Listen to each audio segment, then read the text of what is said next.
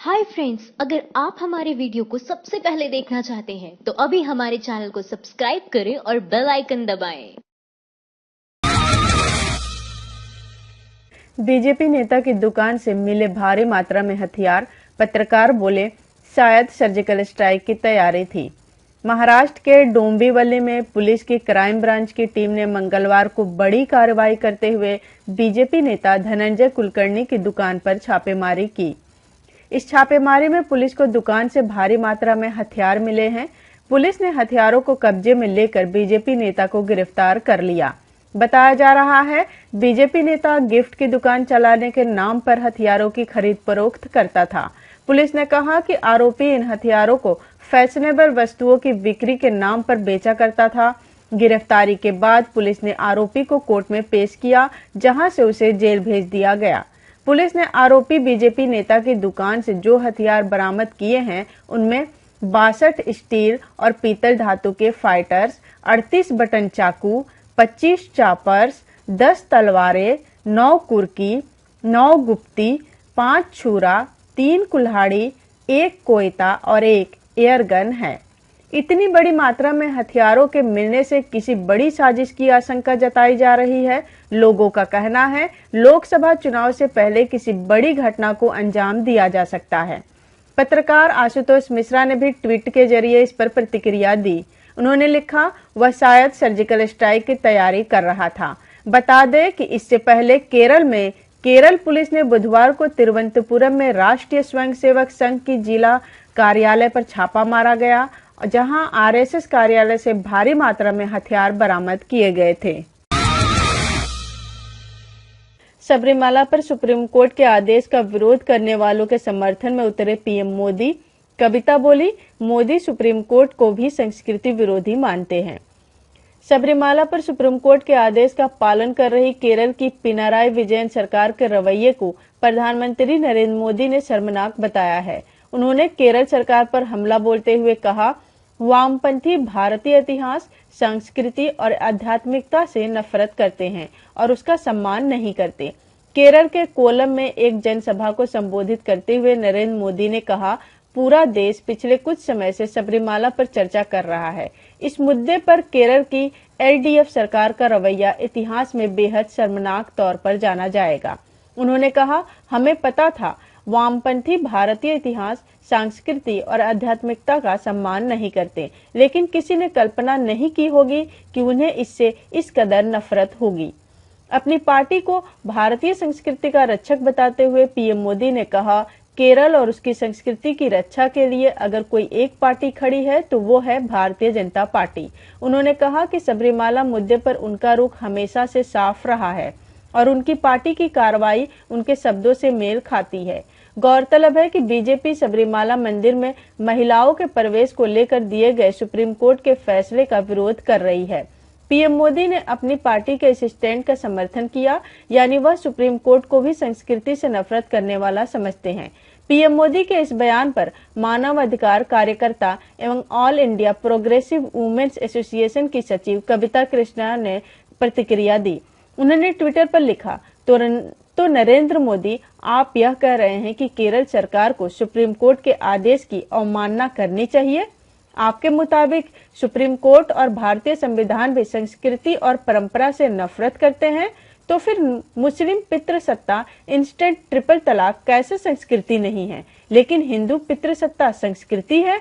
बता दें कि सुप्रीम कोर्ट ने अपने फैसले में सबरीमाला मंदिर में सभी उम्र की महिलाओं के प्रवेश की अनुमति दे दी थी, जिसके विरोध में तमाम हिंदुवादी संगठन सड़क पर उतर आए। महिलाओं का प्रवेश रोकने के लिए राज्य में कई जगहों पर हिंसक प्रदर्शन भी हुए। बीजेपी ने भी इस विरोध में अग्रणी भूमिका निभाई, जिसके चलते बीजेपी के कई कार्यकर्ताओं पर प्रशासनिक कार्रवाई भी हुई। कन्हैया को मिला शिवसेना का साथ। उद्धव बोले, पीडीपी से गठबंधन करने वाली भाजपा कन्हैया को देशद्रोही बता रही है। इन दिनों बीजेपी को आंख दिखा रही शिवसेना कन्हैया कुमार के पक्ष में आ गई है। शिवसेना प्रमुख उद्धव ठाकरे ने जेएनयू छात्र संघ के पूर्व अध्यक्ष कन्हैया कुमार को अच्छा वक्ता बताकर तारीफ की। शिवसेना प्रमुख ने बीजेपी को हिदायत देते हुए कहा, बीजेपी को कन्हैया कुमार पर लगे राजद्रोह के आरोप से फायदा उठाने की कोशिश नहीं करनी चाहिए।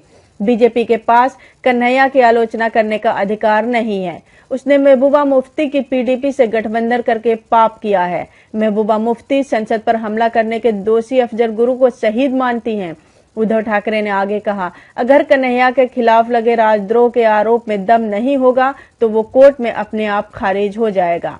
गौरतलब है कि बीजेपी और पीडीपी के साथ जम्मू कश्मीर सरकार में हिस्सेदारी थी। पिछले साल ही उसने इस गठबंधन से खुद को अलग किया है। ऐसा नहीं है कि महबूबा तब अफजल गुरु को शहीद नहीं मानती थी, वो तब भी ऐसा ही कहती थी। महबूबा बुहरानी वानी से भी हमदर्दी जाहिर कर चुकी हैं। बीजेपी के साथ सरकार में रहते हुए महबूबा ये सब करती थी, लेकिन तब देशभक्ति का दम भरने वाली बीजेपी को सांप सूंघ गया था। क्योंकि सरकार बनानी थी, इसलिए उसने अपनी सारी देशभक्ति का सौदा कर लिया था। गौरतलब है कि 3 साल पुराने जेएनयू के कथित एंटी नेशनल स्लोगन केस में कन्हैया कुमार और उमर खालिद समेत 10 लोगों के खिलाफ दिल्ली के पटियाला हाउस कोर्ट में चार्जशीट दायर की है। पुलिस द्वारा दायर इस चार्जशीट पर सवाल उठ रहे हैं। कुछ का कहना है कि पुलिस को चार्जशीट की कार्रवाई में इतना वक्त क्यों लगा, तो कुछ ने आम चुनाव से ठीक पहले दाखिल चार्जशीट की टाइमिंग पर सवाल उठाया। पीएम मोदी को कटलर अवार्ड देने वाली कंपनी का पता निकला फर्जी। आप नेता बोले अवार्ड भी नकली और डिग्री भी। 2 दिन पहले पीएम मोदी को एक अवार्ड दिया गया जिसका नाम था कोटलर प्रेसिडेंशियल अवार्ड। ये अपने आप में अनूठा इसलिए था कि इससे पहले न किसी को ये अवार्ड दिया गया और न ही इस अवार्ड को देने के पीछे कोई ज्यूरी थी। ये गुमनाम और पहली बार सामने आया अवार्ड था। इससे पहले न किसी ने इसके बारे में सुना, न देखा, न जाना और न ही पढ़ा। हाँ, पर मोदी भक्त मीडिया ने मोदी को दिए इस अवार्ड को ऐसे पेश किया मानो मोदी जी को ये गुमनाम अवार्ड नहीं बल्कि शांति के लिए नोबेल सम्मान मिला हो। पीएम मोदी को मिले इस कोटलर प्रेसिडेंशियल अवार्ड पर लोग अपनी प्रतिक्रियाएं दे रहे हैं। अब आप विधायक सौरभ भारद्वाज ने अवार्ड को फर्जी बताते हुए लिखा, अवार्ड नकली है और डिग्री भी। आपको बता दें, पहले ये कहा गया था कि मोदी जी को ये अवार्ड जिस कंपनी द्वारा दिया गया है उसका ताल्लुक अलीगढ़ से है, पर अब ये दावा भी झूठा निकला। इंडिया टुडे की खबर के मुताबिक ऐसी कोई कंपनी अलीगढ़ में नहीं पाई गई है। ऐसे में सवाल ये उठता है कि आखिर कोई पीएम मोदी को ऐसे कैसे बेवकूफ बना सकता है। ऐसा अवार्ड लेने से पहले मोदी जी ने जांच पड़ताल क्यों नहीं कराई? क्या उन्हें बस इस बात की जल्दी थी कि जल्दी से जल्दी अवार्ड मिले और फोटो सोशल मीडिया पर पोस्ट किए जाए? शत्रुघ्न सिन्हा ने कहा, मैं अडवाणी कैंप से था इसलिए मुझे मंत्री नहीं बनाया और एक टीवी एक्ट्रेस को सीधे एचआरडी मंत्री बना दिया। टेलीविजन एक्ट्रेस स्मृति ईरानी को केंद्रीय मंत्री बनाए जाने को लेकर विपक्षी अक्सर सवाल उठाते रहते हैं, लेकिन अब बीजेपी के अपने सांसद ने ईरानी की योग्यता को कटघरे में खड़ा कर दिया है। बिहार के पटना साहिब लोकसभा सीट से बीजेपी के सांसद और पूर्व केंद्रीय मंत्री शत्रुघ्न सिन्हा ने एबीपी न्यूज चैनल के एक कार्यक्रम के दौरान कहा कि एक टेलीविजन एक्ट्रेस को एचआरडी मिनिस्टर बनाना कहां तक सही है। दरअसल कार्यक्रम में सिन्हा से पूछा गया था कि क्या वह पीएम मोदी का विरोध इसलिए करते हैं क्योंकि उन्हें मंत्री नहीं बनाया गया।